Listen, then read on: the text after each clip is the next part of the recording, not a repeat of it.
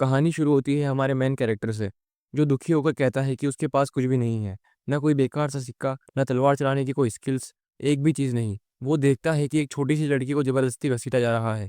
वो अपनी मुट्ठी भींचता है और चिल्लाता है, मुझे ताकतवर बनना होगा, दुनिया का सबसे महान मार्शल आर्टिस्ट बनना होगा। वो आगे कहता है, और जब मैं एक महल में अमीर आदमी की तरह रहूंगा, तब मैं ज़रूर। लेकिन वो अपनी बात पूरी नहीं करता। फिर वो ज़ोर से उस लड़की को कहता है, मुझसे एक वादा करो, जब वो वक्त आएगा तब हम वापस मिलेंगे। सीन चेंज होता है, हमें कुछ साल बाद का सीन दिखाया जाता है। एक रेस्टोरेंट में कुछ लोग खुशी से शराब पी रहे हैं और जश्न मना रहे हैं। एक व्यक्ति कहता है, यार एक बार फिर किसी तरह काम बन गया। दूसरा जवाब देता है, सच कहूँ तो इस बार तो लगा था मैं मर ही जाऊंगा। पहला व्यक्ति पूछता है, क्या तुमने लीडर को सपोर्ट कर दिया? वो कहता है, नहीं यार, कल करूंगा। तभी एक नौजवान जो अपने कंधे पर भाला रखे हैं और हाथ में शराब का गिलास लिए खड़ा है, वो कहता है, इस जगह से यही उम्मीद थी।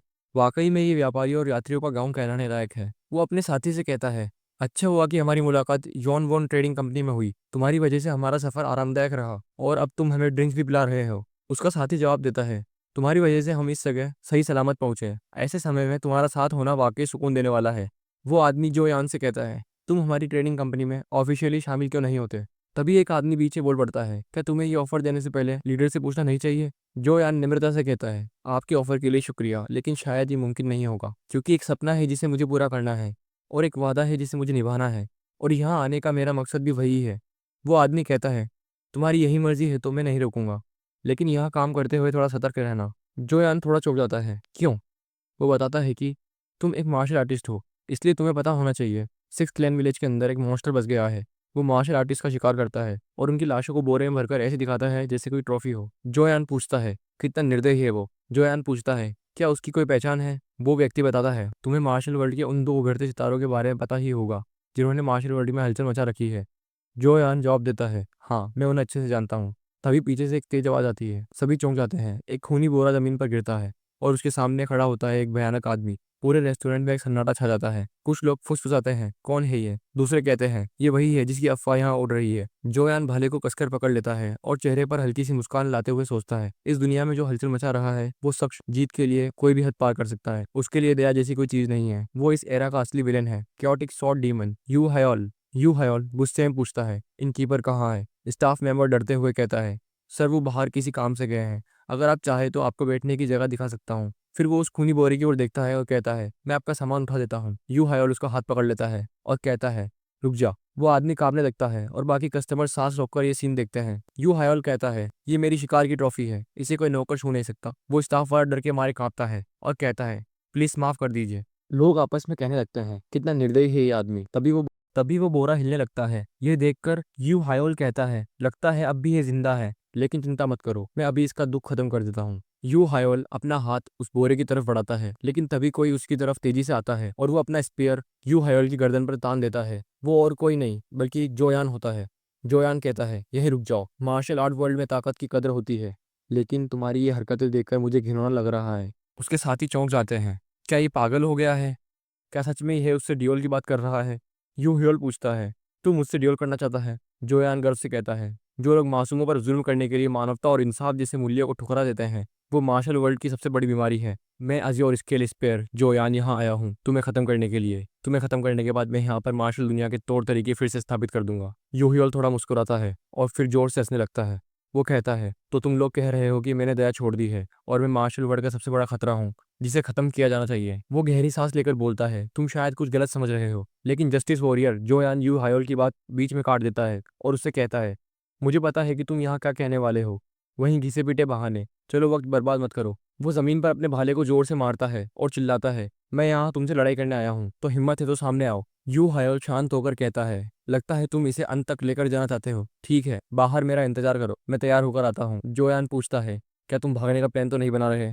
तभी कोई जोर से चिल्लाता है, क्या तुम पागल हो गए हो? वो बताता है, यही वो मॉन्स्टर है जिसके बारे में मैं पहले बात कर रहा था। क्या तुम नहीं जानते हो ये किस तरह का इंसान है? उसे कोई फर्क नहीं पड़ता कि सामने वाला सही है या गलत, वो जीतने के लिए किसी भी हद तक गिर सकता है। वो बेरहमी की मिसाल है जिसकी क्रूरता का कोई मुकाबला नहीं। वो जोयान से पूछता है, क्या तुम सच में ऐसे खतरनाक इंसान से ड्यूल करने जा रहे हो? तभी जोयान जवाब देता है, मैं तुम्हारी चिंता की कदर करता हूँ, लेकिन मैंने एक ऐसा प्रॉमिस किया है जिसे तोड़ा नहीं जा सकता, कि मैं स्वर्ग के नीचे सबसे ताकतवर व्यक्ति बनूंगा और यू हायल जैसे घटिया लोग मेरी ताकत के सामने कांपेंगे। यू हायल कमरे का दरवाजा बंद करता है, उसके चेहरे पर उदासी छा जाती है। वो गहरी सांस लेता है और फिर कांपने लगता है और उसकी आंखों में आंसू आ जाते हैं। वो सोचता है, मैं तो बस अपना शिकार यहाँ बेचने आया था, और उस इनकीपर को रोकना सिर्फ इसलिए था क्योंकि मुझे लगा कि वो चीज़ ग्राहक को परोसने लायक नहीं है।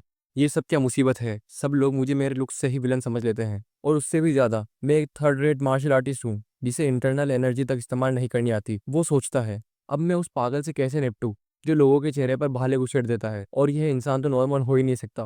ह्यू हायल वहां से भागने का रास्ता ढूंढता है। वो कहता है, मैं कोई बेवकूफ़ नहीं हूँ जो यहीं मारा जाऊं, मुझे जिंदा रहना है, कम से कम तब तक जब तक मैं अपना वादा पूरा ना कर लूँ। इसी बीच वो लड़की जिससे उसने वादा किया था वो उस रेस्टोरेंट के बाहर चल रही होती है जहाँ पर अभी यू हायल होता है। तभी वो सुनती है कि है केओटिक शॉर्ट डीमन, बाहर निकलो। लड़की के साथ साथ बाकी लोग भी रुक जाते हैं। वो जोयान की ओर बढ़ती है और पूछती है, क्या तुम वाकई में केओटिक शॉर्ट डीमन से मौत तक लड़ने जा रहे हो? जोयान जैसे ही मुड़ता है पूछता है, तुम कौन हो? वो अपनी टोपी उतारती है और पूछती है, क्या तुम उसकी जान लेने वाले हो? जोयान उसकी स्वर्ग की सुंदरता देखकर चौंक जाता है और शर्म से लाल हो जाता है। आसपास खड़े कुछ लोग उसकी सफेद पोशाक और उसकी खूबसूरती को देखकर पहचान जाते हैं कि ये तो सन मून सॉर्ड बैक सॉल्वा है। उनकी बातें सुनकर जोयान का ध्यान उसकी ओर गया। वो सोचने लगा, क्या ये वही है प्रीवियस वर्ल्ड के सबसे ग्रेटेस्ट मार्शल आर्टिस्ट की डायरेक्ट डिसिपल जिसने हर फैक्शन के टॉप फाइटर्स ड्रैगन और फिनिक्स को भी हरा दिया था, जो क्योटिक शॉर्ट डीमन के बिल्कुल अपोजिट है। ऑर्थोडॉक्स साइड की शाइन करती स्टार सन मून सॉर्ड बैक सॉल्वा। जोयान के मन में सवाल उठा, क्या ये भी क्योटिक शॉर्ट डीमन को पकड़ने के लिए आई है? लेकिन अगर हम साथ मिलकर लड़े तो मैं शायद लाइमलाइट में नहीं आ पाऊंगा। आखिरकार वो जवाब देता है, मैं यहाँ मार्शल वर्ल्ड के खतरे यू हायल को पकड़ने आया हूँ जो उस रेस्टोरेंट के अंदर है। ये सुनकर वो मुस्कुराती है और कहती है, मैं समझ गई, तो वो अंदर है। फिर वो थोड़ी शर्माती हुई हंसती है।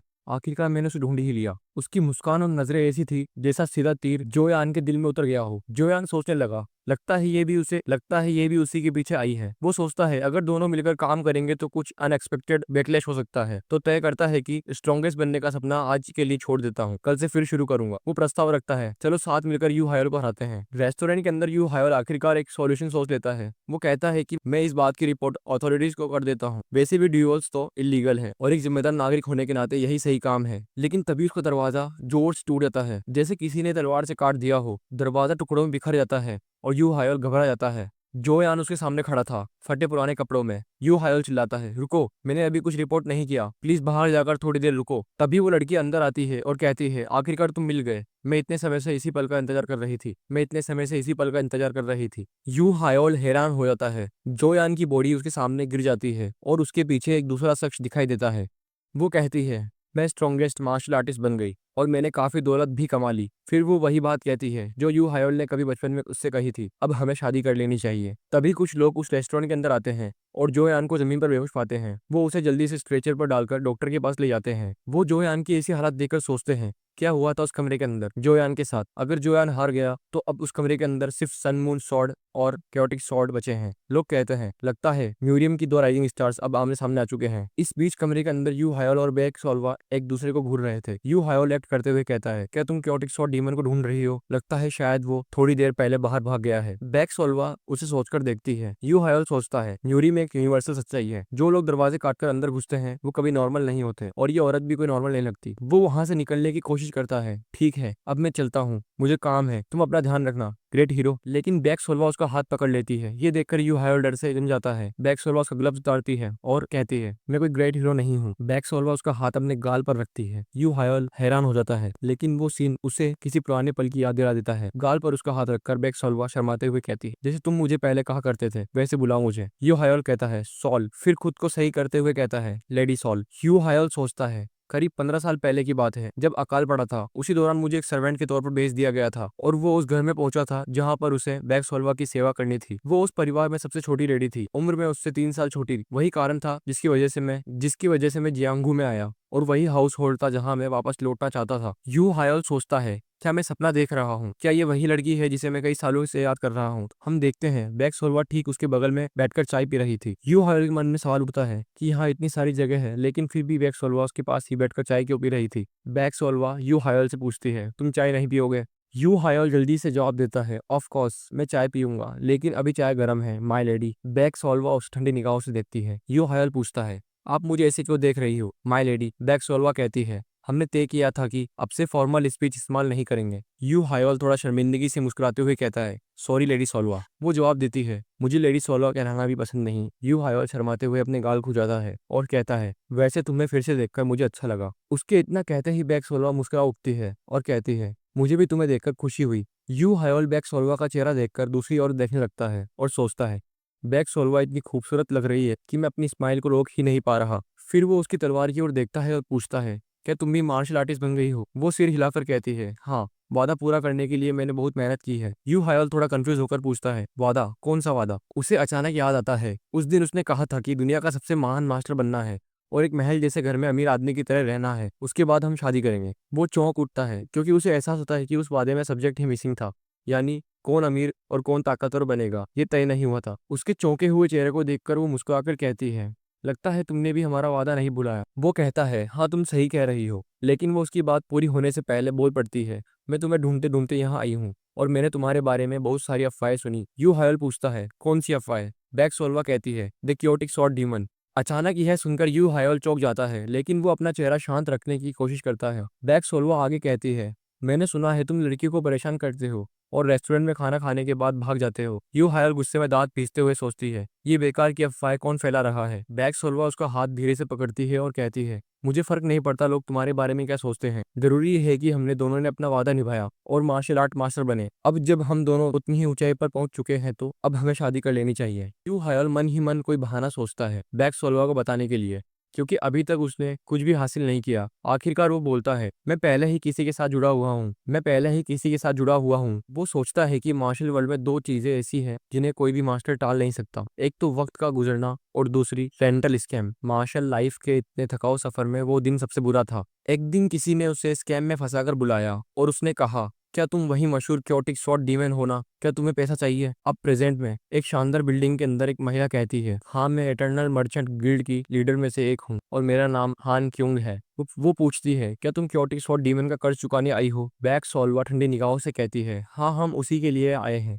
यू हायोल अपना सिर दूसरी तरफ घुमा लेता है। बैक सोल्वा कहती है, मैंने पूरी कहानी सुनी है। वो शख्स तुम्हारा बहुत बड़ा कर्जदार है ना, और अब उसी कर्ज को हथियार बनाकर तुम लोग उसका शोषण कर रहे हो, जैसे कि सब कुछ तुम्हारे कंट्रोल में हो। हान क्यों कुछ सोचती है और फिर कहती है, ये थोड़ा अजीब है। यू हायोल मन ही मन सोचता है, हाँ, अजीब तो हो लगेगा, हाँ, अजीब तो लगेगा। जब किसी की काइंडनेस का जवाब दुश्मनी से मिले तो ऐसा लगेगा ही। असलियत तो यह थी कि हान क्यों यू हायोल का शोषण नहीं कर रही थी, बल्कि वो स्पॉन्सरशिप के नाम पर उसको लगातार फाइनेंशियल सपोर्ट दे रही थी, वो भी बिना कुछ मांगे। यू हायोल कहता है, जिस लड़की ने मुझे बिना किसी स्वार्थ के सपोर्ट किया, अगर उसी लड़की को मैं अब विलन बना दूं तो जाहिर है ये ऑकवर्ड होगा। यू हायोल आगे कहता है, लेकिन अब बैक सोल्वा एक इनक्रेडिबल मास्टर आर्टिस्ट बन चुकी है और वो मुझको खुद के बराबर समझती है। अगर मैं बिना सोचे समझे उससे शादी करने के लिए मान जाऊं तो मुझे डर है कि जब उसे सच्चाई पता लगेगी तो मेरा क्या होगा। वो उसे ताना मारेगी और कहेगी, जब मैं दिन रात मेहनत कर रही थी और अपनी हड्डियां तोड़ रही थी तो तुम उस वक्त क्या कर रहे थे? यू हायोल यह सोचते हुए कांप जाता है। वो मन ही मन बुदबुदाता है। अब वो बस यही चाहता है कि हान क्योंग मेरे साथ कॉपरेट कर ले। हान क्योंग यू हायोल का कॉन्स्टिपेटेड फेस देखकर एक लंबी सांस छोड़ती है और कहती है, लगता है कुछ मिसअंडरस्टैंडिंग हो गई है। हमने बस लॉर्ड यू हायोल का नाम एक छोटे से फेवर के लिए यूज किया था। यू हायोल मन में सोचता है, ये क्या कह रही है? क्या यह चाहती है कि मैं बैकसोल्वा से पीछे छुड़ा लूं? बैकसोल्वा पूछती है, वैसे ये फेवर कितने का पड़ा? हान क्योंग जवाब देती है, ये थोड़ा कॉम्प्लिकेटेड है क्योंकि इसमें यू हायोल की रेपुटेशन भी जुड़ी है, लेकिन अगर तुम यही चाहती हो तो ठीक है। वो थोड़ा ड्रामेटिक होकर बोलती है, स्पॉन्सरशिप मनी और डैमेजेस को मिलाकर ये लगभग 1 लाख नियांग होगा। यू हायोल अपनी मुट्ठी कसते हुए कहता है, वाकई ये सेंट्रल प्लान की टॉप 5 मर्चेंट गिल्ड्स में से एक की लीडर है। मुझे पता था कि ये मेरी सिचुएशन को समझेगी और मेरा साथ देगी। यू हायोल कहता है, अब जब एग्जैक्ट अमाउंट पता चल गया है तो मैं फिलहाल वापस चलता हूँ। लेकिन इससे पहले कि वो अपनी बात पूरी कर पाता, सोलवा एक बड़ा सा बैग निकालती है और कहती है, ये लो 1 लाख नियांग, जैसा तुमने कहा था। यू हायोल उस बैग को देखकर दंग रह जाता है और कहता है, ये इतना बड़ा बैग आया कहाँ से? वो सोलवा को रोकने की कोशिश करता है, क्या ये बहुत ज्यादा पैसे नहीं हो गए? सोलवा मुस्कुराते हुए कहती है, शादी के बाद ये सब तुम्हारा ही होगा। फिर वो एक प्यारी सी स्माइल देती है और कहती है, मैं तुम पर जितना भी खर्च करूं उसका मुझे कभी भी पछतावा नहीं होगा। उसकी बातें यू हायोल के दिल में गिल्ड के तीर की तरह लगती है। हान क्योंग कॉइन बैग को देखकर कहती है, लग तो रहा है कि ये 1 लाख से ज्यादा ही है। सोलवा पूछती है, अब जब पेमेंट हो गया है क्या आप यू हायोल को छोड़ देगी? हान क्योंग कुछ सोचती है, एक मर्चेंट के तौर पर उसे हर मौके पर गुडविल बनानी चाहिए। सोलवा जब यू हायोल को बाहर लेकर जाने लगती है, हान क्योंग कहती है, 1 मिनट रुको। सोलवा पूछती है, क्या ये कॉइन्स काफी नहीं है? हान क्योंग जवाब देती है, मेरे पास पैसों की कोई कमी नहीं है, लेकिन बात बस इतनी सी है कि मेरे और यू हायल के रिश्ते को सिर्फ पैसों से बयान नहीं किया जा सकता। वो यू हायल को और जोर से गले लगा लेती है और कहती है, हस्बैंड बताओ, क्या हमारे बीच का रिश्ता सिर्फ पैसों का है? ये सब देखकर सोलवा की आंखें गुस्से से लाल हो जाती है। यू हायोल पैनिक में पीछे हटता है और कहता है, नहीं, ये गलत फहमी है। हान क्यों यू हायोल से कहती है, शांत हो जाओ, प्रॉब्लम तो वही लड़की है ना, तो तुम डर क्यों रहे हो? अचानक सोलवा अपनी तलवार निकालती है जिसके अंदर से बिजली चमक रही होती है। वो गुस्से में हान क्योंग से कहती है, उससे दूर हटो, वरना मुझे खुद तुमको दूर हटाना पड़ेगा। यू हायोल सोलवा को इतने गुस्से में देखकर घबरा जाता है और जल्दी जल्दी कहता है, ये सब एक मिसअंडरस्टैंडिंग है। लेकिन सोलवा पूरी तरह गुस्से में थी। वो चिल्लाती है, तुरंत पीछे हट जाओ यू हायोल। यू हायोल गिड़गिड़ाते हुए कहता है, प्लीज सोलवा शांत हो जाओ, ये लड़की मेरे लिए बहुत इंपॉर्टेंट है। इंपॉर्टेंट सुनते ही सोलवा वहीं रुक जाती है। सोलवा को रुकता देख यू हायोल सोचता है, क्या मैं अभी तक जिंदा हूँ? लेकिन सोलवा की नजरें एकदम उदास हो जाती है। वो दूसरी तरफ देखती है और अपनी फीलिंग्स छिपाते हुए माफी मांगती है। यू हायोल कंफ्यूज हो जाता है कि आखिरकार सोलवा माफी क्यों मांग रही है। वो उसे कुछ कहने की कोशिश करता, लेकिन सोलवा मुड़ती है और जल्दी से वहां से चली जाती है। यू हायोल चिल्लाता है, रुको, लेकिन सोलवा जा चुकी थी। वो बस खड़ा रह जाता है। हान क्यों कहती है, किसी तरह तो सब कुछ सुलझ गया। यू हायोल हैरान होकर उसकी तरफ मुड़ता है और कहता है, तुम्हारा मतलब क्या है सुलझने से? हान क्यों मुस्कुराकर कहती है, क्या ये सच नहीं है? एक व्यापारी होने के नाते मैं हर सिचुएशन अच्छी तरह पढ़ लेती हूँ। तरीका थोड़ा ड्रामेटिक था, लेकिन तुमने एक अनचाही शादी खत्म कर दी है। क्या यही रिजल्ट तुम नहीं चाहते थे? यू हायोल एकदम चुप हो जाता है। उसके पास कोई जवाब नहीं होता। बाद में जब वो लोगों के बीच से गुजरता है, सब उसे डरे हुए नजरों से देखते हैं। उसकी ऑरा बहुत डार्क और भारी लग रही होती है। वो सोचता है, सोलवा ने उस समय एक अजीब सा एक्सप्रेशन दिया था, शायद जरूर उसे लगा होगा कि मैं उसे धोखा दे रहा हूँ। वो जरूर मुझसे डिसअपॉइंट हुई होगी। हम मिले थे एक नौकर और एक खानदानी लड़की के तौर पर। मैंने वादा किया था कि उस फासले को पार करूंगा और एक दिन गर्व से उसके बराबर खड़ा रहूंगा। इतनी मेहनत के बाद जब मैं मार्शल आर्टिस्ट बना तो मैंने सोचा था कि अब मैं उसके लेवल तक पहुंच चुका हूँ। मैं बस उसे डिसअपॉइंट नहीं करना चाहता था। यू हायर को लगता है कि अब उसे सोलवा को ढूंढना होगा और सब कुछ एक्सप्लेन करना होगा। तभी उसे अचानक किसी की आवाज सुनाई देती है। मैंने पहाड़ पर किसी को सफेद कपड़ों में भागते हुए देखा था। उसका चेहरा बहुत ही खोया हुआ लग रहा था। दूसरा शख्स कहता है, उम्मीद है कि वो उस चट्टान की तरफ तो नहीं गई होगी, मुझे वो थोड़ी अनस्टेबल लग रही थी। वो औरत पीछे खड़े हुए यू हायर को देख कांपने लगती है। आदमी पूछता है, क्या हुआ? तभी यू हायल डरावनी आवाज में पूछता है, उसने क्या कहा? कहाँ गई थी वो? जैसे ही उसे जवाब मिलता है, यू हायल बिना सोचे समझे वहां की ओर दौड़ पड़ता है। दौड़ते हुए हांफता है और कहता है, जो मैं सोच रहा हूँ, सोलवा वैसा कुछ नहीं करेगी, है ना? यू हायल आगे कहता है, मुझे उसे ढूंढना ही होगा किसी भी हाल में। चट्टान के पास पहुंचते ही उसे एक सफेद बालों वाली शख्सियत खड़ी दिखती है। वो तेजी से दौड़ता है और पीछे से उसे कसकर पकड़ लेता है और कहता है, मैं तुमसे शादी कर लूंगा, या जो भी तुम चाहो, बस तुम अपने दिमाग में ऐसे बेकार ख्याल मत लाओ। वो शख्स चौंक कर पलटता है और वो कोई सोलवा नहीं बल्कि कोई बूढ़ा आदमी होता है। ओल्ड मैन शर्मा कर पूछता है, क्या तुम मुझसे शादी करना चाहते हो? यू हायल शौक होकर एकदम जड़ हो जाता है। कुछ पल तक कुछ नहीं करता, फिर धीरे से उसे छोड़ता है और शर्माते हुए मुड़कर कहता है, माफ करना, मुझे लगा तुम कोई और हो। बूढ़ा आदमी मुस्कुराते हुए कहता है, क्या तुम अब ऐसे ही बिना रेस्पॉन्सिबिलिटी लिए चले जाओगे? यू हायोल शौक होकर पलटता है, मैंने कहा ना, ये सब एक मिस्टेक था। बूढ़ा आदमी कहता है, ठीक है, क्या तुम अकेले ही परेशान हो? क्या तुमने उस लड़की की आंखों में देखा नहीं? उस लड़की की आंखों में गुस्सा और मायूसी साफ झलक रही थी।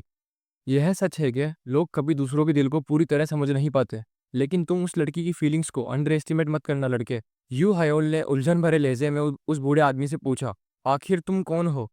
लेकिन जब यू हायोल पीछे मुड़कर देखा तो वो बूढ़ा आदमी सामने एक पेड़ से बात कर रहा था, जैसे वो पेड़ से कह रहा हो, तुम भागो मत, तुम अपनी सिचुएशन का सामना करो। उसी वक्त एक औरत भागते हुए आई और बूढ़े आदमी से बोली, ग्रैंडपा, तुम फिर से यहाँ अकेले आ गए, चलो वापस घर, हमें डॉक्टर के पास जाना है। फिर वो औरत यू हायोल से बोली, क्या आप मेरी थोड़ी मदद कर सकते हो? आखिरकार यू हायोल को पहाड़ पार कर कर उस बूढ़े आदमी को डॉक्टर के पास ले जाना पड़ा। आते समय रास्ते में उसे बूढ़े आदमी की बातें याद आई, उस लड़की की फीलिंग्स को हल्के में मत लेना। यू हायोल ने थकते हुए लंबी सांस ली और खुद से बोला, पता नहीं क्यों मैं उस बूढ़े की बात पर ध्यान क्यों दे रहा हूँ। जब वो अपने घर लौटा तो सोलवा ने उसका स्वागत किया। वो बिना देखे बोला, मैं घर वापस आ गया। फिर यू हायोल ने सोलवा की तरफ देखा और अचानक कुछ बड़बड़ाने लगा। सोलवा ने मुस्कुराकर जवाब दिया, हाँ, मैं पूरे समय यही थी। यू हायोल अब भी ना समझो जैसे बकवास करता रहा। सोलवा ने फिर कहा, जब हम इस गांव में आए थे तब मैंने सबसे पहले इसी जगह को चेक किया था। तभी अचानक यू हायोल रुक गया और सोलवा के चेहरे को नोटिस किया और उसने पूछा, क्या तुम रो रही थी?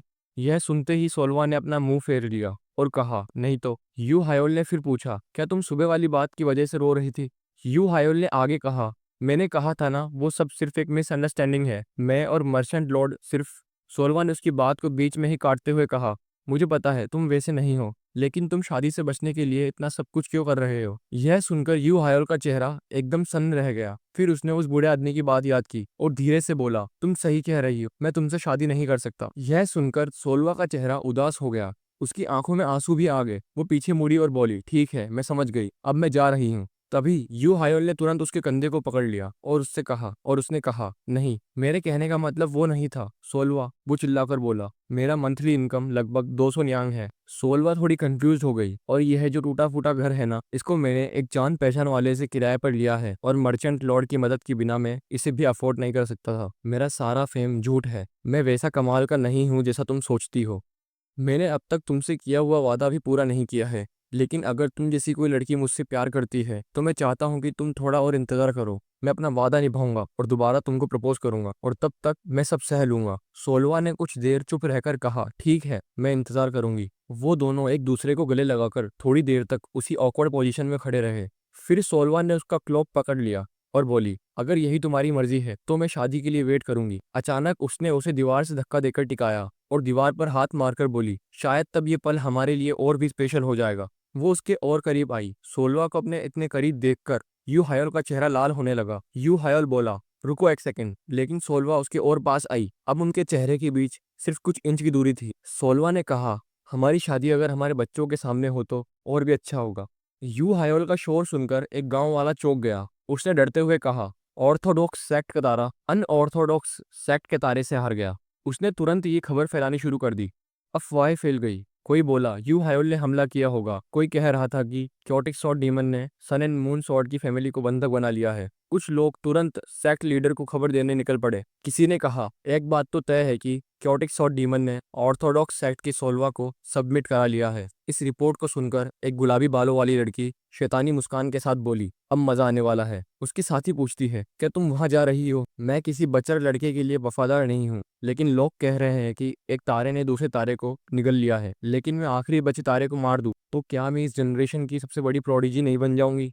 और अगला ग्रेटेस्ट अंडर द हेवन का टाइटल हमारे शियान क्लैंग को ही मिलेगा। सीन चेंज होता है। हमें अगली सुबह का सीन दिखाया जाता है। हमारे प्यारे कपल के प्यार भरे आशियाने में सोलवा बेहद ताज़ा और खुश मिजाज दिखाई दे रही थी। पिछली रात जो भी खास लम्हे उनके बीच गुजरे, उसका असर अभी भी उसके चेहरे पर साफ झलक रहा था। वो शर्माते हुए उस कमरे की ओर देखती है जहाँ पर अभी यू हायोल सो रहा होता है। वो रात में यू हायोल के साथ बिताए गए सभी लम्हों को याद करती है, और वो सब याद करते ही उसके चेहरे पर एक खूबसूरत सी मुस्कान आ जाती है।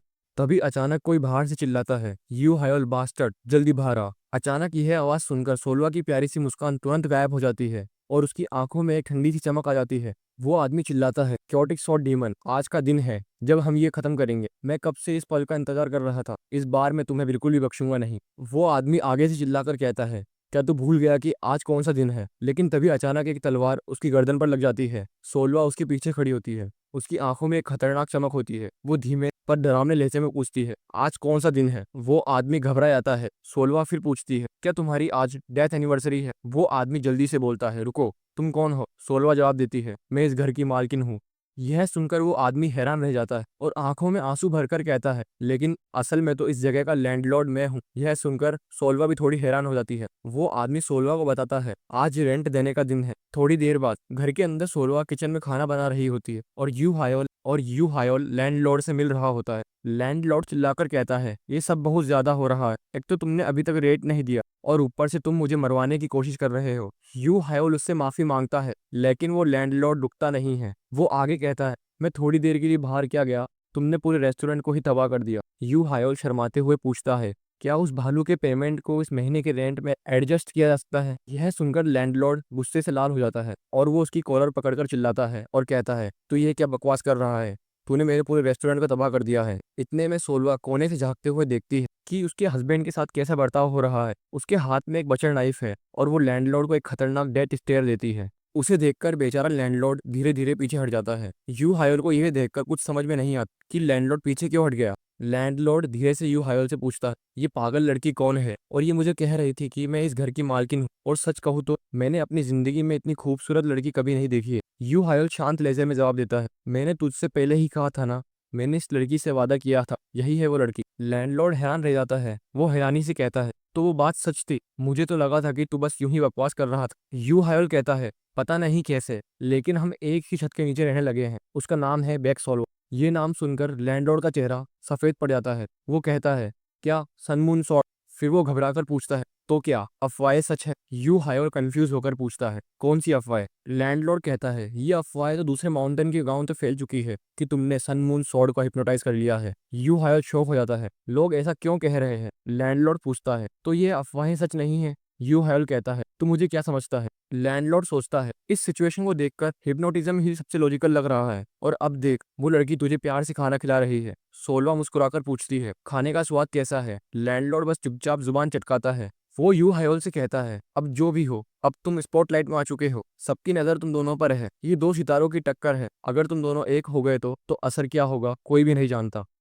तभी सोलवा यू हायोल का हाथ पकड़कर कहती है, कुछ भी हो जाए मैं हमेशा तुम्हारे साथ रहूंगी। यू हायोल उसकी तरफ देखता है, थोड़ा हैरान, थोड़ा भावुक होकर उसके दिल में आता है, मैं वादा करता हूँ अब की बार तुम्हारे लिए एक ऐसा घर बनाऊंगा जो सिर्फ छत और दीवारों का नहीं बल्कि प्यार और सुकून का भी होगा। और मैं मार्शल आर्ट्स मास्टर बनूंगा, फिर ये दुनिया हमें अलग नहीं कर पाएगी। और मार्शल आर्ट्स मास्टर बनने के बाद मैं सोलवा को प्रपोज करूंगा। जैसे ही वो दोनों अपने रोमांटिक मूड में आने लगते हैं, लैंडलॉर्ड चिल्लाकर बोलता है, उम्मीद है कि तुमने इस महीने का किराया तैयार कर लिया होगा, है ना? यू हायोल को अब जाकर याद आता है कि किराया भी देना है। कुछ देर बाद उन्हें फिर से मर्चेंट लीडर के पास जाना पड़ा अपना पैसा वापस लेने के लिए। और अच्छा हुआ कि मर्चेंट लीडर ने कल की घटना के बाद काफी दया दिली दिखाई और पैसा वापस लौटा दिया। यू हायोल के हाथ में सिक्कों की थैली देखकर लैंडलॉर्ड चौंक कर बोलता है, 1 लाख न्यांग कैश, ये देखना वाकई में ओवरवेलमिंग है। लैंडलॉर्ड पूछता है, क्या तुम इस मौके का फायदा उठाकर घर खरीदना चाहोगे? यू हायोल तुरंत ही मना कर देता है, बिल्कुल नहीं, ये पैसे हम दोनों के अच्छे फ्यूचर के लिए हैं, और वैसे भी ये पैसे सोलवा के हैं। सोलवा उसका हाथ थामकर बड़ी नजदीकी से कहती है, नहीं, ये पैसे हम दोनों के हैं। फिर से वो दोनों अपने लवी डवी मूड में आ जाते हैं, जिससे लैंडलॉर्ड गुस्से और झुंझलाहट में दांत पीसने लगता है। लैंडलॉर्ड थककर सरकास्टिकली वे में बोलता है, अब तो फैमिली बड़ी हो गई है ना? वो आगे कहता है, अच्छा, अब जब तुम्हारे पास कुछ सेविंग्स है तो मुझे उम्मीद है कि इस बार मुझे किराया टाइम पर मिलेगा। और सुनो, अगर तुम घर खाली कर कर चले गए तो मैं ये घर फिर से किराए पर दे दूंगा, तो इसलिए प्लीज कोई मार्शल आर्ट्स वाला तमाशा करके घर को नुकसान मत पहुंचाना, ठीक है ना? यू हायोल जवाब देता है, ऐसा कुछ नहीं होगा, तुम टेंशन मत लो। लेकिन जैसे ही वो अपनी बात खत्म करता है, उसके सामने का सीन देखकर वो हक्का बक्का रह जाता है। उसका पूरा घर जल चुका था, दोनों बस हैरानी से उस आग की तरफ देख रहे थे। लैंडलॉर्ड भी उसी ब्लैंक एक्सप्रेशन के साथ यू हायोल के हाथ से पैसे की थैली ले लेता है। तभी अचानक एक तेज हंसी से यू हायोल होश में आता है। एक लड़की जलते हुए घर से कूदकर आती है और कहती है, मैं तुम्हारा ही इंतजार कर रही थी, क्योटिक शॉट डीमन यू हायोल। वो डिक्लेयर करती है, मैं हूँ टैंग क्लैन की अगली वारिस, पॉइजन फिनिक्स टैंगरिन, और मैं यहाँ क्योटिक शॉट डीमन को मारने आई हूँ। लोग बस चुपचाप और अजीब से एक्सप्रेशन के साथ उसे देख रहे होते हैं। जैसा रिएक्शन वो चाह रही थी वो नहीं मिलता, तो वो खुद को दोबारा इंट्रोड्यूस करने की कोशिश करती है। लेकिन तभी सोलवा अचानक उसके ऊपर एक अटैक करती है, और सोलवा की स्ट्राइक एक झटके में टैंगरिन के पास से होकर गुजरती है, और उनके घर के जो थोड़े बहुत अवशेष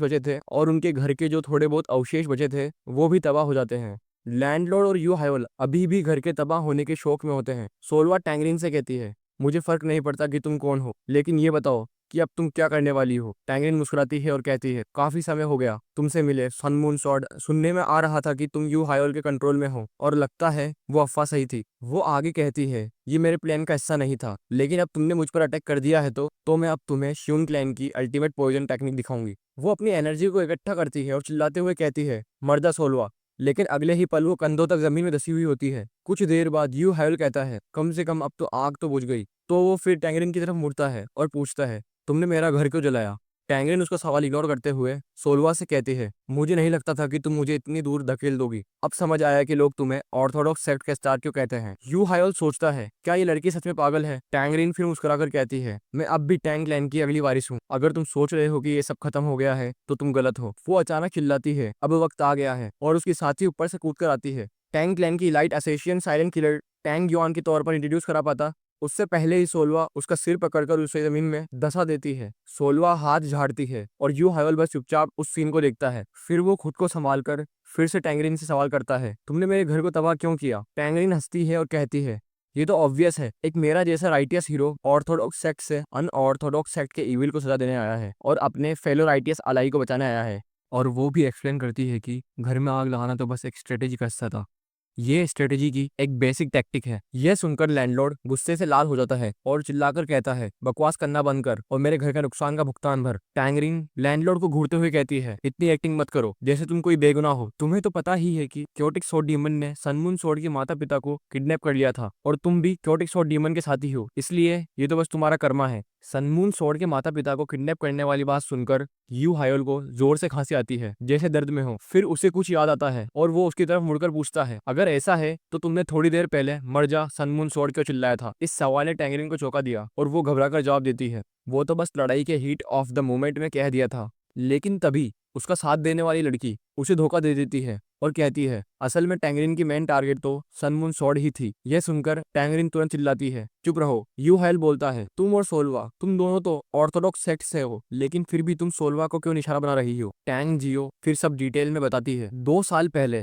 म्यूरियम टूर्नामेंट के दौरान सोलवा ने हमारी लेडी को बुरी तरह हरा दिया था। टैंगरिन इतने गुस्से में थी कि उसने अपने बालों से टैंग जियो को मारा ताकि उसकी बोलती बंद हो जाए, लेकिन टैंग जियो को कोई फर्क नहीं पड़ा। यह देखकर टैंगरिन जोर जोर से चिल्लाकर टैंग जियो की बात को दबाने की कोशिश करने लगती है, लेकिन टैंग जियो आगे कहती है, तब से टैंगरिन सोलवा से हार का बदला लेना चाहती थी, लेकिन खुद से करना थोड़ा मुश्किल है। वो दूर एक टूटे हुए पहाड़ की तरफ देखती है जो सोलवा के पिछले एक वार से बर्बाद हो गया था, जैसे कहना चाह रही हो, ऐसे अटैक को भला कौन झेल सकता है? यू हायोल भी सिर हिलाकर सहमति जताता है। वो फिर कहती है, चाहे तरीका कुछ भी हो, लेकिन आखिर में क्योटिक स्वॉर्ड डीमन ने सोलवा को झुकने पर मजबूर कर दिया। इसलिए अगर टैंगरिन क्योटिक स्वॉर्ड डीमन की गर्दन काट देती है तो उसे अपनी इज्जत भी वापस मिल जाएगी और सनमून स्वॉर्ड को भी बचा लेगी। जैसे एक तीर से 2 निशाने। यू हायोल अब सोलवा की तरफ देखता है और पूछता है, क्या तुम दोनों एक दूसरे को जानते हो? लेकिन सोलवा तुरंत मना कर देती है और कहती है, नहीं, मुझे तो ये याद भी नहीं है। यह जवाब सुनकर टैंगरिन को और गुस्सा आ जाता है और वो कहती है, उस टूर्नामेंट में सिर्फ मेरी ही बेइज्जती नहीं हुई थी, तुमने और भी बहुत से लोगों का अपमान किया था। यह सुनकर सोलवा बस उसे देखती है और एक गहरी सांस छोड़ती है। टैंगरिन फिर कहती है, इससे पहले कि और कोई इसमें फंसे, आज ही इसका अंत करते हैं। फिर वो चिल्लाती है, टैंग जियो पूछती है, क्या तुम कंफर्म कर रही हो? क्या यही करना है जो हमने प्लान किया था? टैंगरिन चिल्लाती है, हाँ, जल्दी करो। टैंग जियो अचानक जमीन से सुपर स्पीड में उड़ती है और यू हायोल के पास से दौड़ते हुए निकल जाती है। जैसे ही वो पास से गुजरती है, दोनों की नजरें मिलती है। लैंडलॉर्ड चिल्लाता है, वो भाग रही है, जाने से पहले कम से कम मेरे घर के नुकसान की भरपाई तो देकर जाओ। सोलवा कहती है, वो बच के नहीं आ सकती और एक जबरदस्त शॉर्ट स्ट्राइक करने की तैयारी करती है, लेकिन टैंग जियो ने सोलवा को भी चौंका दिया। टैंग जियो वापस आती है और अब एक क्लिफ पर खड़ी है, किसी और इंसान को पकड़कर। टैंगरिन कहती है, मैं ये तरीका नहीं अपनाना चाहती थी, लेकिन अब कोई ऑप्शन नहीं बचा। वो यू हायोल से कहती है, जैसे को तैसा, तुमने हमारे आदमी को पकड़ के रखा है, अब हम तुम्हारे आदमी को होस्टेज बनाएंगे। तुम अच्छी तरह देखो ये होस्टेज कौन है। यू हायोल ध्यान से देखता है और कुछ बोलने की कोशिश करता है, लेकिन टैंगरिन यू हायोल से कहती है, अगर तुमने सरेंडर नहीं किया तो अंजाम बुरा होगा। चाहे तुम क्योटिक स्वॉर्ड डीमन हो, लेकिन तुम इस हालत में कुछ भी नहीं कर सकते। लेकिन तभी यू हायोल बीच में ही टोक देता है, ये बुढ़िया कौन है? यह सुनकर सब लोग एक पल को शोक में आ जाते हैं। टैंगरिन गुस्से से चिल्लाती है, तू कितना एहसान फरामोश है, ऐसे मत दिखा जैसे तू उसे जानता ही नहीं। वो तेरी माँ है जिसने तुझे जन्म दिया है। यू हायोल अपना गाल खुजलाता है और बोलता है, मेरी माँ तो तब मर गई थी जब मैं सिर्फ 5 साल का था। यह सुनकर टैंगरिन हैरान रह गई और कुछ पल के लिए चुप हो गई। तभी वो बूढ़ी औरत गुस्से में चिल्लाई कि उसने पहले ही बताया था कि उसके बेटे का नाम हायोल है, ना कि यू हायोल। लैंडलॉर्ड भी उस औरत को नीचे वाले गांव के हायोल की माँ के रूप में पहचानता था। टैंगरिन गुस्से और झुंझलाहट से कांपने लगी और फिर फूट फूट कर रोने लगी। वो सबको चिल्लाकर चुप कराना चाहती थी और कहने लगी कि बस अब सब सरेंडर कर दो। वो बच्चों की तरह रोते हुए शिकायत करने लगी कि उसकी सर्वेंट उसकी बात नहीं सुनती। और फिर उसने पूछा, ये सनमून स्वॉर्ड इस अनऑर्थोडॉक्स पंख के इतना करीब क्यों है? फिर वो बोली कि लोग उसे बेवकूफ समझना बंद करे। टैंगरिन अड़ गई कि वही बूढ़ी औरत क्योटिक स्वॉर्ड डीमन की माँ है। फिर उसने धमकी दी कि अगर क्योटिक स्वॉर्ड डीमन ने सरेंडर नहीं किया तो वो उसकी माँ को चाकू मार देगी। ये सुनकर बूढ़ी औरत डर के मारे सच का नाटक करने लगी और क्योटिक स्वॉर्ड डीमन को बेटा कहते हुए मदद की गुहार लगाने लगी। यू हायोल ने सिचुएशन को शांत करने की कोशिश की, लेकिन टैंगरिन ये ड्रामा देखकर यू हायोल से पूछने लगी कि तो अपनी माँ को इस सिचुएशन में कैसे अकेला छोड़ सकते हो? गांव वाले इकट्ठा होने लगे और आपस में फुसफुसाने लगे। किसी ने पूछा, क्या हो रहा है? और किसी ने जवाब दिया, वो क्योटिक स्वॉर्ड डीमन के माता पिता को किडनैप कर लिया गया है, लेकिन उसे कुछ फर्क ही नहीं पड़ रहा। यू हायोल ने सफाई देने की कोशिश की कि वो उसकी माँ नहीं है, लेकिन ये बात उल्टी पड़ गई। अब लोग कहने लगे कि उसने अपने माँ बाप को जानबूझ के छोड़ दिया ताकि वो खुद की जान बचा सके। कोई बोला, हमें तो पहले ही पता था कि क्योटिक स्वॉर्ड डीमन कमीना है, लेकिन अब तो अपने परिवार की ही बेइज्जती कर रहा है। फिर बात घूम गई टैंगरिन की ओर। लोग कहने लगे, वो अजीब सी लड़की, अजीब बालों वाली, वो खुद को पॉइजन फिनिश कहती है और शियान टैंग क्लैन से होने की बात करती है और क्लैन की इज्जत की बातें करती है। जब इन बातों का मजाक उड़ाया गया तो टैंगरिन का पूरा शरीर कांपने लगा। उसके चारों ओर हरे रंग की ऊर्जा जमा होने लगी। उसकी सबसे बड़ी उपलब्धियां, अपनी पीढ़ी की सबसे टैलेंटेड लड़की होने का गौरव और सबसे ताकतवर मार्शल फैमिली की इज्जत, अब सब कुछ मजाक बन चुका था। गुस्से में उसने जोर से का ध्यान अपनी ओर खींचा। जब सबने मुड़कर देखा तो वो 8 सुइयां लेकर खड़ी थी और गुस्से में घूर रही थी। मर जाओ सब, यह कहकर उसने निडल्स फेंक दी। सोलवा ने अपनी तलवार से वो सुइयां रोक दी लेकिन तभी टैंग जियो ने उसकी तरफ एक कुनाई फेंकी, जिससे वो उसे ब्लॉक करने में व्यस्त हो गई। टैंग जियो ने कहा, जैसा उम्मीद था उसने उसे आसानी से ब्लॉक कर दिया, लेकिन उसी पल का फायदा उठाकर एक नीडल बड़ी तेजी से उड़ती हुई यू हायोल को लग गई। ये देखकर यू हायोल और सोलवा दोनों चौंक गए। लैंडलॉर्ड और सोलवा भागकर यू हायोल के पास गए। सोलवा रोने लगी और खुद को दोष देने लगी, लेकिन यू हायोल चिल्लाया, सोलवा, और उसने कहा, मैं ठीक हूँ, तुम्हें मेरी चिंता नहीं करनी चाहिए। यह सुनकर सोलवा उसे जोर से गले लगा लेती है। यू हायोल माफी मांगता है कि उसने उसे परेशान किया। लैंडलॉर्ड पूछता है, क्या तो सच में ठीक है? हमने अपनी आंखों से देखा कि तुझे एक निडल लगी है। यू हायोल कहता है, लग तो ऐसा रहा है कि कुछ असर हुआ है, लेकिन वो कोई डेगर नहीं था, वो बस एक छोटी सी निडल थी। यू हायोल की बात सुनकर टैंगरिन जोर से हंसने लगती है और कहती है, वो अब लगभग मर ही चुका है। वो ताने मारती है, क्या तुम्हें लगा मैं बस एक साधारण निडल फेंक रही हूँ? फिर वो बताती है, ये है 100 फ्रेगमेंट रूट एसिड, हमारे क्लैन का सबसे खतरनाक जहर। वो बताती है कि जहर यू हायोल के शरीर में फैल चुका होगा और शायद अब तक उसके डेंटियन तक पहुंच गया होगा, और मैं अब सुनिश्चित करूंगी कि क्योटिक सॉर्ड डीमन एक दर्दनाक मौत मरे। यू हायोल पूछता है, क्या इस जहर का सिर्फ एक बूंद इतना सब कुछ कर सकता है? वो जवाब देती है, ये जहर डेंटियन को पूरी तरह करप्ट कर देता है और इंसान की इंटरनल एनर्जी से मल्टीप्लाई होता है, यानी जिसकी इंटरनल एनर्जी जितनी ज्यादा होगी जहर उतना ज्यादा डेडली होगा। इसलिए इस जहर को मास्टर्स को मारने वाला जहर भी कहा जाता है। यह सुनकर यू हायोल चुप रह जाता है, क्योंकि उसमें तो कोई इंटरनल एनर्जी है ही नहीं। वो फिर बोलती है, क्योटिक सॉर्ड डीमन, तू अपनी ही इंटरनल एनर्जी से बिट्रे होकर मरेगा। लेकिन थोड़ी देर देखने के बाद वो उलझन में पड़ जाती है। कहती है, इस जहर को तो अब तक असर कर जाना चाहिए था। जैसे जैसे समय बीतता है टैंगरिन की कंफ्यूजन बढ़ती जाती है। लैंडलॉर्ड तो दवा लेने भी चला जाता है। आखिरकार वो झुलाकर कहती है, तुम अभी तक ठीक कैसे हो? अब टैंगरिन को शक होने लगता है, क्या मैंने सही जहर लगाया भी था? कहीं मैं कोई और जहर तो नहीं ले आई? वो एक सुई निकालती है और खुद की उंगली में थोड़ा सा चुभोती है। पहले तो हल्का दर्द होता है, फिर वो तड़प तड़प कर जमीन पर गिर पड़ती है और जोर जोर से चीखने लगती है। यू हायोल और सोलवा उसकी चीख सुनते हैं और पलटकर देखते हैं, वो जमीन पर तड़प रही थी। यू हायोल हैरानी से पूछता है, ये क्या कर रही है? कुछ समय बाद टैंगरिन की आंखें खुलती है और वो बेड पर बैठते ही चिल्ला उठती है, मैं कहाँ हूँ? यू हायोल जवाब देता है, ये गांव के डॉक्टर का घर है। वो थोड़ी झिझकते हुए उसे देखती है। यू हायोल कहता है, तू जमीन पर इतने ड्रामेटिक तरीके से तड़प रही थी, इसलिए मैं तुझे यहाँ ले आया। फिर वो थोड़े डराने वाले अंदाज में पूछता है, क्या तू अभी भी लड़ाई जारी रखना चाहती है? टैंगरिन मन ही मन सोचती है, वो जहर असली था, लेकिन इस जहर का एकमात्र इलाज म्योजिंग है, जो इंटरनल एनर्जी पर पूरी तरह मास्टरी के बिना नहीं हो सकता। ये वही टेक्निक है जिसे सिर्फ एक सेक्ट लीडर के लेवल वाला ही व्यक्ति इस्तेमाल कर सकता है। वो पूछती है, तुमने मेरी जान क्यों बचाई? यू हायोल जवाब देता है, सोलवा, वो वैसे भी नाराज थी, मैंने तुझे क्यों बचाया, लेकिन हमें कुछ हिसाब चुकता करना है ना? यह सुनते ही टैंगरिन के चेहरे की रंगत बदल जाती है। वो सोचती है, अब मेरी जिंदगी इस आदमी के हाथों में है, और यहाँ तक कि इससे सनमुन सॉर्ड भी हार गई है, और अब यहाँ से बचने का कोई रास्ता नहीं है। वो अपने होठ काटती है और मन ही मन यू हायोल को गालियां देती है। यू हायोल कहता है, चलो अब असली बात पर आते हैं, तुम्हारे परिवार के बारे में। टैंगरिन गुस्से से कहती है, मेरा परिवार इसमें नहीं आएगा, ये मेरा बिजनेस है, इसलिए मैं इसकी पूरी जिम्मेदारी लूंगी। तुम मेरे परिवार को इससे दूर रखो। यू हायोल पूछता है, क्या तुम अकेले संभाल पाओगी? वो कहती है, मुझे कमजोर समझने की गलती मत करना। यू हायोल मुस्कुराता है, ठीक है। फिर वो कहता है, तुम जानती हो ना 1 लाख न्यांग का मतलब क्या होता है? टैंगरिन मन ही मन सोचती है, ये मेरी कीमत है, मेरी रैनसम। लेकिन यू हायोल की आंखों में कुछ और ही चल रहा होता है। वो मन ही मन कहता है, यह मेरे घर की कीमत है जो तुमने तबाह किया है। फिर वो कहता है, अगर तुम समझ गई हो तो चलो, जैसा तुम चाहती थी, हम चलकर खुद ही 1 लाख न्यांग को इकट्ठा करते हैं। कुछ देर बाद रेस्टोरेंट पर टैंगरिन वेटर के कपड़ों में ग्राहकों का मुस्कुराते हुए स्वागत कर रही होती है। वो बड़ी प्रोफेशनल तरीके से लेन देन निपटाती है। फिर अचानक उसे अपनी हालत का एहसास होता है और वो चिल्ला उठती है, वेट, ये सब क्या हो रहा है? यू हायोल जवाब देता है, तुम ही ने तो कहा था कि तुम्हें मदद चाहिए 1 लाख न्यांग को इकट्ठा करने में, या फिर तुम कुछ और काम करना चाहती हो? सोलवा की नाराज नजरों को देखकर टैंगरिन चुप हो जाती है और वापस काम पर लग जाती है। यू हायोल सोलवा को अपनी बाहों में उठाकर बोलता है, विलन बनना तो काफी मजेदार है। फिर नीचे देखते हुए कहता है, क्या तुम थोड़ी दूर हट सकते हो? सोलवा मना कर देती है और वो कहती है, मुझे नहीं पता कि टैंगरिन अगली बार तुम्हारे साथ क्या करेगी, इसलिए मुझे तुम्हारे पास रहना है, तुम्हारी रक्षा करने के लिए।